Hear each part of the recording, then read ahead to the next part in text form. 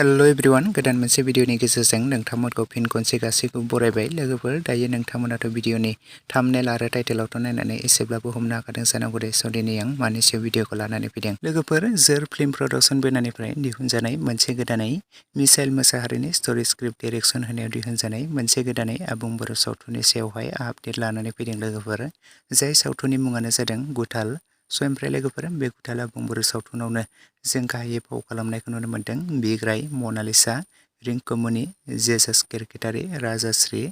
आरो लोगोसे गोबांथार फाव खालामगिरिफोरा बे गुथाल आबुं बर' सावथुनाव फावखौ खालामबावदों लोगोफोर आरो नोंथांमोना गोबांथार फाव खालामगिरिफोरनि फाव खालामनायखौ बे बर' सावथुनाव नुनो मोनबाय थाखादों लोगोफोर थ' लोगोफोर बे गुथाल आबुं बर' सावथुनखौथ' नोंथांमोना गोबाङानो पार्ट 1 निफ्राय लानानै पार्ट 4 सिम गोबाङानो नायखाबायमोन आरो नुखाबायमोन नङा होनबा लोगोफोर आरो नोंथांमोना गोबाङानो बे गुथाल आबुं बर' सावथुनखौ पार्ट 1 निफ्राय लानानै पार्ट 4 सिम रिंसार ब्रह्म चेनेलनि गेजेरजों नोंथांमोना गोबाङानो नायखादों आरो नुखादों आरो नोंथांमोना गोबाङानो नायनानै बे बर' सावथुनखौ पार्ट 4 सिम सापर्ट खालामबाय थादोंमोन स' लोगोफोर आरो नोंथांमोना बे गुथाल आबुं बर' सावथुननि पार्ट 5 खौ जोबोरैनो नायनो होननानै एक्साइटेड जाबाय थादोंमोन गोबाङानो कमेन्ट्सबो खालामबाय थादोंमोन माब्ला रिलिज खालामगोन होननानै स' लोगोफोर बे गुथाल आबुं बर' सावथुननि पार्ट 5 आ फाइनालि बावैसो रिलिज जानानै थांबाय लोगोफोर जुदि दासिमाव नोंथांमोना सोरबाफोर नायालासिनो थादोंब्ला रिंसार ब्रह्म चेनेलावहाय बयबो नोंथांमोना थांनानै नायहैब्लानो जाबाय लोगोफोर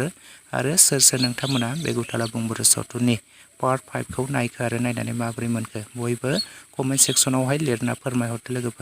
लोगोफोर आरो नोंथांमोना बे गुथाल आबुं बर' सावथुननि पार्ट 5 खौ नायखांनायनि उनाव आरो पार्ट 6 खौ जोबोरैनो नायनो थाखाय एक्साइटेड जायो नङा होनबा लोगोफोर स' लोगोफोर बे गुथाल आबुं बर' सावथुननि पार्ट 6 खौ नोंथांमोना दानिफ्रायनो नायनो थाखाय एक्साइटेड जाबाय नामा जुदि नोंथांमोना नायनो थाखाय एक्साइटेड जाबायब्ला कमेन्ट सेक्सनाव लिरना फोरमायहरदो लोगोफोर बे गुथाल आबुं बर' सावथुननि पार्ट 6 आबो थाबैनो रिलिज जागोन रिंसार ब्रह्म चेनेलावनो नोंथांमोना बयबो नेनानै थाथ'लायोब्लानो जाबाय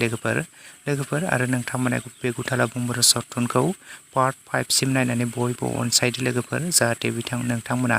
थाबैनो बेनि पार्ट 6 खौबो थाबैनो नुनो मोनो 1 उइकनि गेजेरावनो बिथांमोना थाबैनो रिंसार ब्रह्म चेनेलावनो बिथांमोना बेनि पार्ट 6 खौबो रिलिज खालामनानै होगोन स' नोंथांमोना बयबो नायनो थाखाय एसे नायनानै थाथ'लायोब्लानो जाबाय लोगोफोर आरो नोंथांमोना जुदि नायाखैब्ला बयबो नायनानै सापर्ट खालामहैदो लोगोफोर स' लोगोफोर लोगोसेनो दिनैनि सर्ट आपडेट भिडिअ बेखिनियावनो भिडिअखौ नायनानै जुदि नोंथांमोना मोजां मोनदोंब्ला लाइक खालामदो शेयार खालामदो लोगोसे चेनेलाव गोदानै फैदोंब्ला साबस्क्राइब खालामनानै खाथिनि बेल आइकनखौबो अल प्रेस खालामना लादो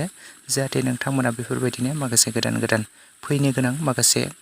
मोजां बर' सावथुनफोरनि आपडेटखौ बे चेनेलाव थाबैनो मिथिबाय थायो